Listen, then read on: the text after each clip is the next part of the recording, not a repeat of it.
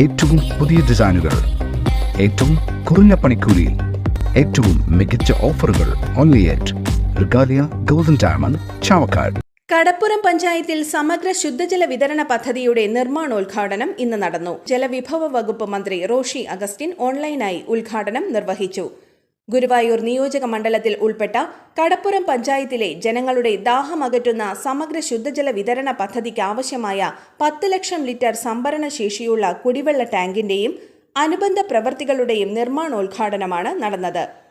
NK Akbar MLA അധ്യക്ഷനായി.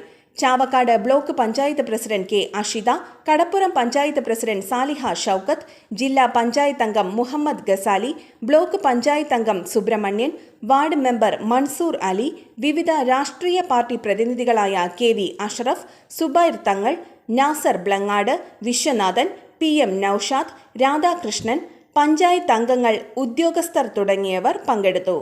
Kerala water authority superintendent engineer PA Suma report അവതരിപ്പിച്ചു.